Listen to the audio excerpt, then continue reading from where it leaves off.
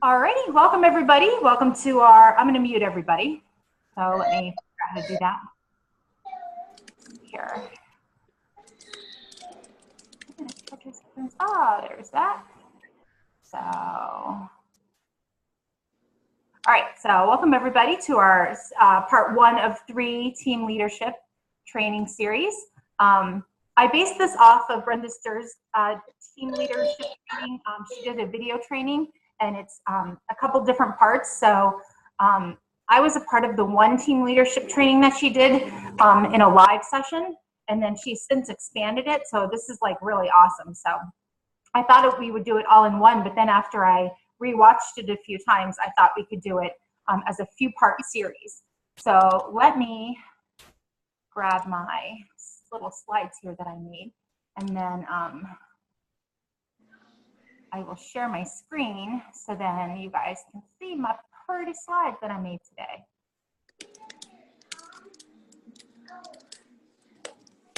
All right, so here is, so it's team leadership, 6 types of consultants and the ways to motivate and teach them.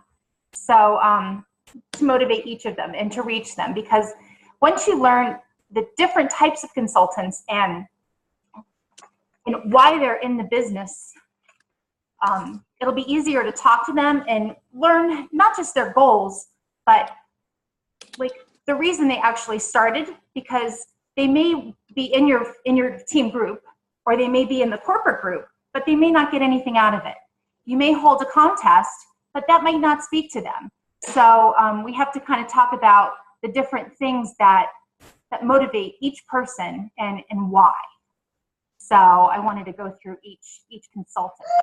So here is consultant number 1 is the kidnapper. So that's someone, and we have a lot of kidnappers right now, and that's always really fine, because if you have 10 people who kidnap, who basically just join a company for the sole purpose of the disease, and they purchase just for personal use, if you have 10 of them that make up 10% of your team volume, that's just as good as having one consultant that makes up 10 or 5% of your team volume. So I encourage the kidnappers, because in the end, the more you have, then that'll boost up your team volume. But talking to them as far as goals and things like that, they're really not going to be interested in goals or contests or anything like that. They're just there for personal use. So I kind of like kidnappers are one bucket, and you kind of keep on track of them one by one, and they're not really active on team pages. They don't necessarily keep up with the company, but things that happen that impact customers, that's important to the kidnapper, because their main motivation is customer based. So if shipping changes, if things are out of stock, things like that, those type of notices are very important to them. So if you use Evernote, or if you use OneNote or something like that, you should keep a separate tab just for your kidnapper consultants. So when those things come up, then you can automatically either tag them in a post, or if you have a group just for your kidnappers, like a private message group, say these things are out of stock or things like that. And then they're more aware, and they can filter out the noise, because things like contests, share on your page, or talk to 10 people a day, those things are not going to motivate the kidnapper at all. They will tune it out. They will unfollow your page, and you don't want that. You want to be a value to everybody on your team, not just high performance ones. Because like I said, the kidnappers are going to be awesome for you anyway, because 10 kidnappers could equal 2 of your best consultants, depending on the month. And then our second type of consultant is the goal setter. That is someone who joins specifically for one goal in mind. Say they want a new car, or they're paying down some debt, or it was after Christmas shopping, or things like that, or they're going to Disney World and they need savings just for that. So once they reach their goal, sometimes the end result is them quitting. So I would turn that around, and if they get all excited and say, oh, I reached my goal, then you say, what's your next goal? What are we going to help you with now? Because With the goal setter, they're involved in your page. They're doing all the things.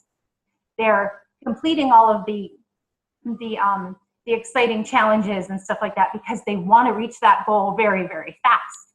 But once they reach it, then they kind of trickle off because now they've reached their goal. Now they've paid off the car. Now they've bought the car. Now they've went to Disney World. And now there's, to them, this direct sales company has served its purpose for them and they're ready to walk away. But if you come at them with, well, what's your next goal? What else would you like to do for your family or your parents or, you know, whatever their first result was for? Come to them from a point of service. What else can this do for you? So if you talk to them about another goal and maybe present them with a few ideas because you've gotten to know them over the last few months, then this may be something really good to help keep them motivated, keep them on your team actively. Number three, consultant number three is your part-timer. They're in it literally part-time. You'll never convert them. They'll never work this business full-time. They will always have maybe 2 parties a month or maybe 1 party or 1 event, and then they'll buy for personal use. And they're very limited with their time. Maybe they have a very demanding full-time job, or maybe they have a lot of kids. And this is just really a little bit of residual income for them. And this is their fun time. This is their playtime. So contests don't always speak to them, but the very, very social aspect of your group will speak to them. So this is where the 3 Ps come in handy, because you want to create, this is where you start creating culture for your group. With the goal setter, they're very in tune with everything that's going on with corporate and everything that's going on with like goal setting and contests, because they want to reach that goal. The kidnapper and the part-timer, you can really pull them in and pull them out of their shells with culture and team building exercises and bonding and things like that. They will become more active if you create a community within your team group. Consultant type number 4 is the full-timer. This is the person who works this business 100 hours a week because they don't want to work 40 hours a week for anybody else, basically. So this is someone who goes in, either maybe converts from a part-time or converts from a goal setter or converts from a kidnapper, but they either come in as a full-timer or step up from the other areas of being a consultant. And they have just gone, like my favorite saying this week, I guess, is balls to the wall. Balls to the wall with really, really wanting everything that this business has to offer. And they are just super excited about everything. They're in all the team pages. They soak up every training. They're at every training. They're building teams. They're taking courses. They're doing everything. And those are your future leaders. So if you have team leader groups, you want to start molding those full-timers so they're not becoming spammy. So they're sharing appropriately and they're leading with value. So you want to rein them in. You don't want to stifle their excitement, but you also don't want them oversharing and becoming spammy. Consultant type number 5 is the socialite.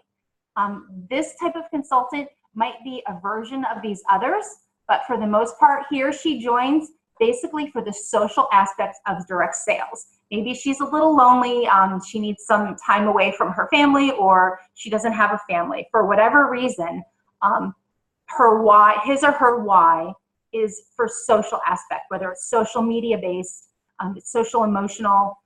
It's not always financial when people join a direct sales company, but whatever you're offering in the team is what they need.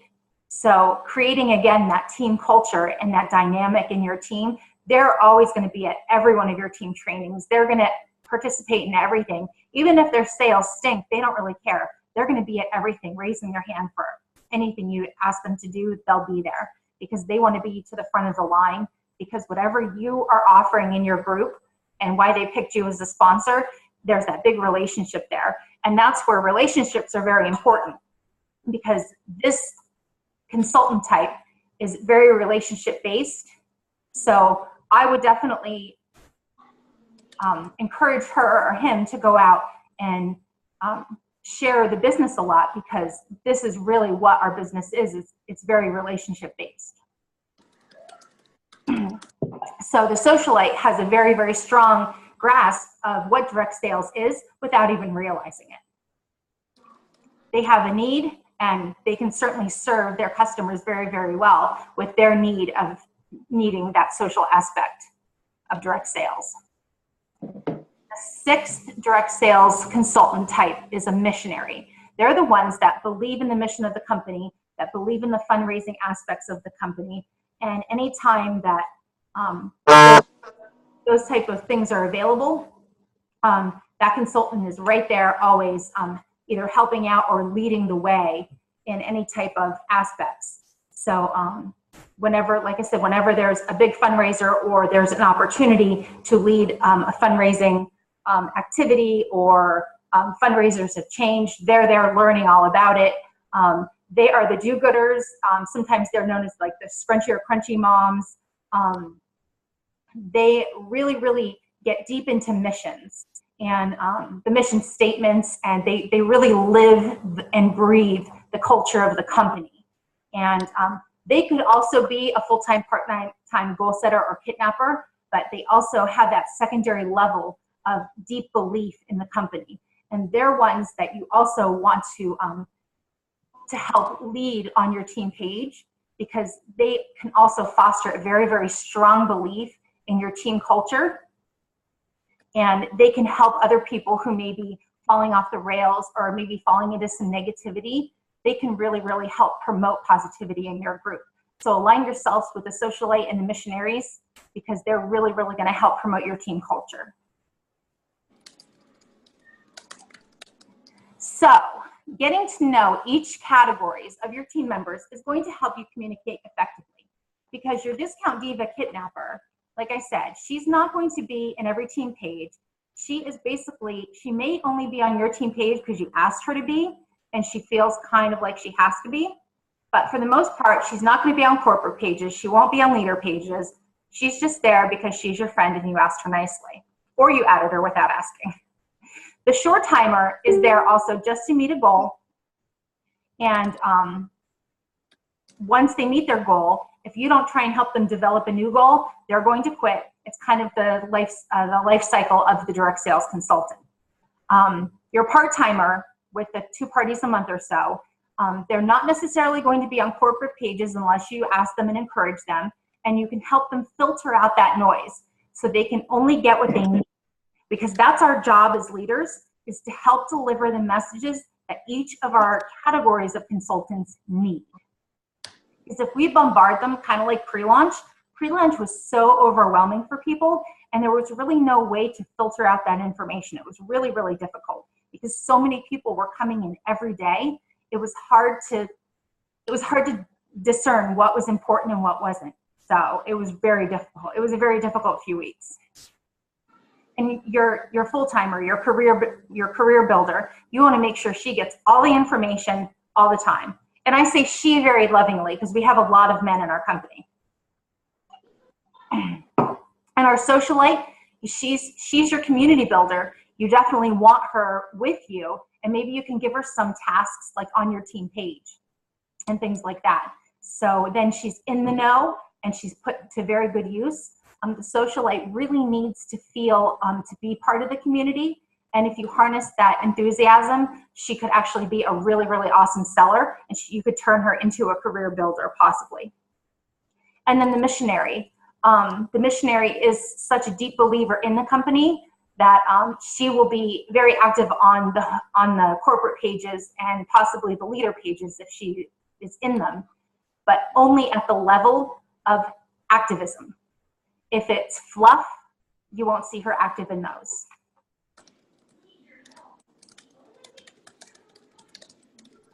So your challenge. Everyone has a challenge today. It'll take you about a week to do it. I want you guys to get to know, and I know some of your teams are really huge, so you can take this down to your leaders and that, like to your lower level leaders, and then get your information all together. But get to know your teams and start to create a culture in your group beyond the information that you're sharing. And I know a lot of you are doing this. I know Mary Ellen is really doing this well on her team page. Naomi's doing it very well too. Lori is also doing it very well.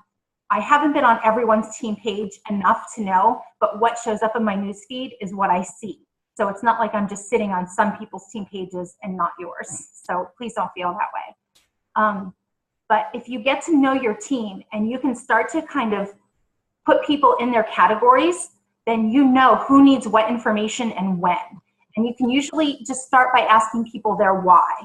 Why did you join Java Mama? What do you want from this company? What do you want this company to bring to your life or your family's life?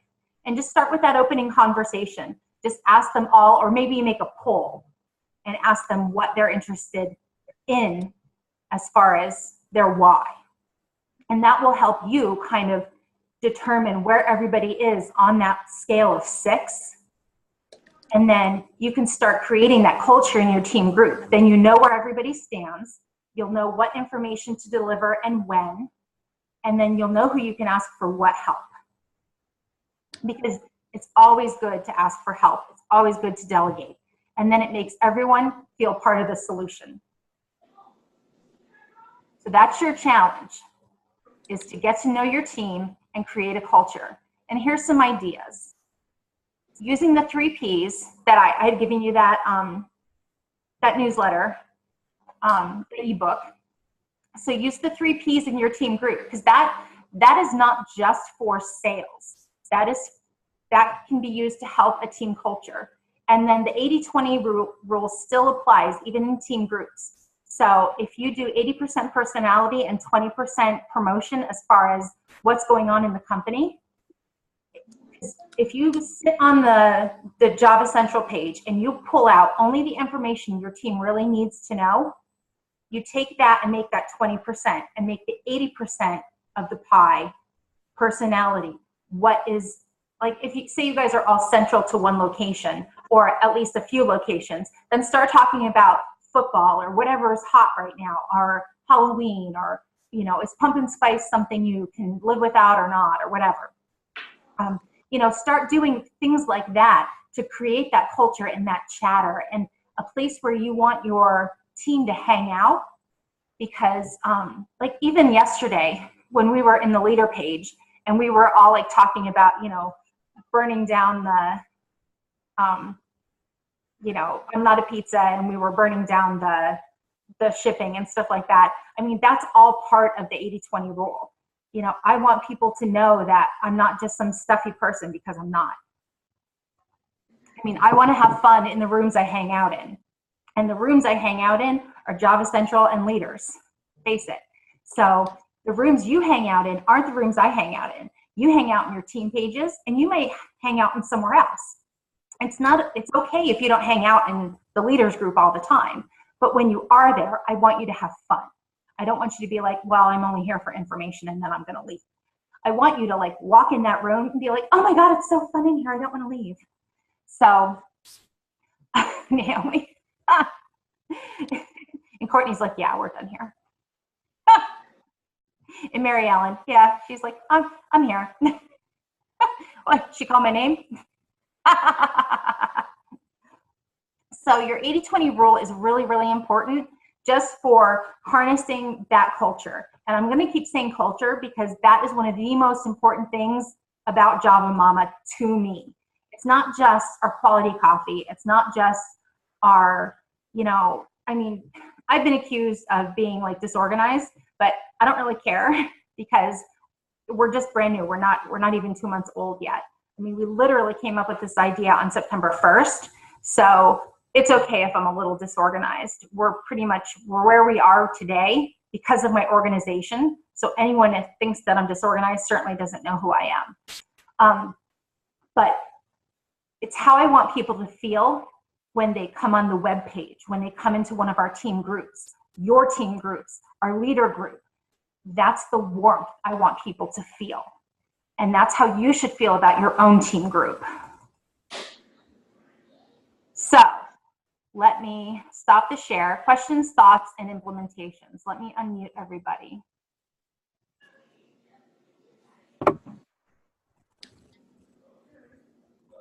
All right.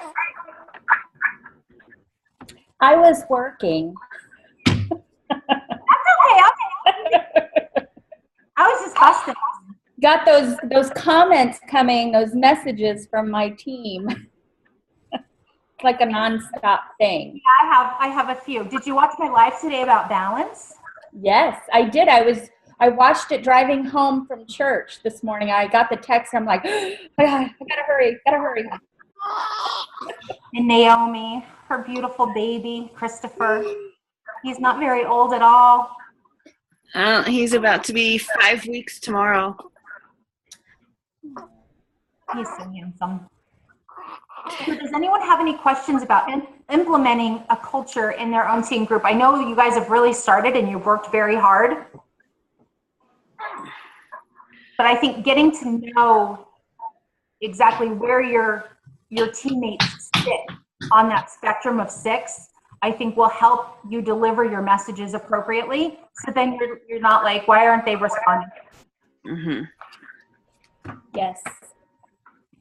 Because if they're all kidnappers except for 2, then you're not gonna, it's gonna be very limited communication. So then you lower your expectations, and that's okay. I have a few, like, go ahead. Oh no, it's like I'm already like starting to learn, like, those who who are really invested in the business. They will comment on pretty much everything, and there are several who don't at all. So I think it's definitely, I'm starting to see that pattern build up more and more. Yep. So. And those who are very invested, give them little jobs to do. Make them feel important.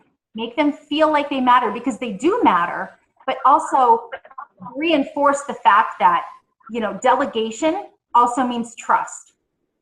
So will you help me admin my page? Can I make you a moderator on the page? Can you post, you can SendShare things. Like, you can buy SendShare for $100 a year or $10 a month.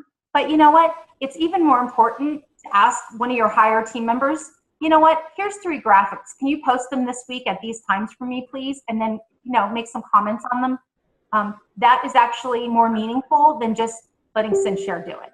Because now you're giving trust into someone and giving them a job to do and making them feel useful. Hey, Carol.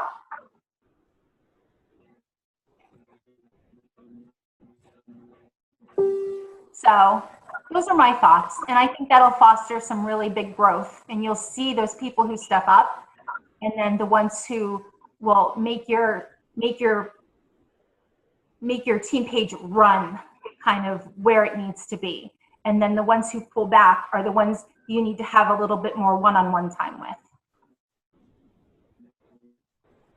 And I know, like, with the bigger pages, the one-on-one time isn't going to be with you, it'll be with other leaders. Then you say, this is what I've seen, then have little leader meetings like this.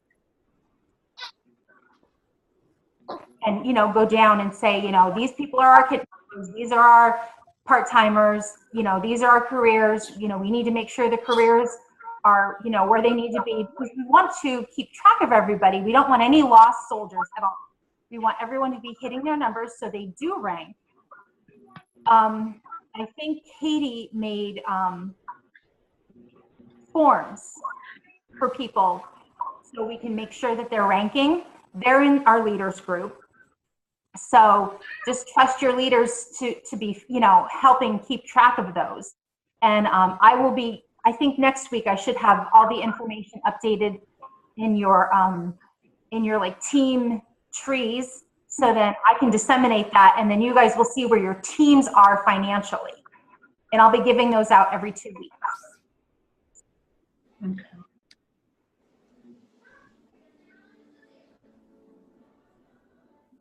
So is this helpful to see the different areas that consultants are?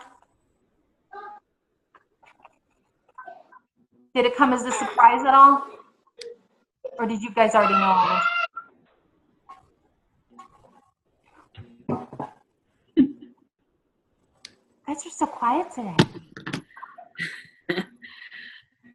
I had actually, I have, I think 3 leaders in my group. Well, one that's already in the leaders room, but 2 that are on their way. And they were already frustrated that their teams aren't all that communicative. I'd already shared the blog post, but hearing it verbally is totally different than just sharing a blog post. Yep. Yeah, I would definitely suggest getting with your leaders, even if you only have 2. Getting with them. Oh, I'm frozen.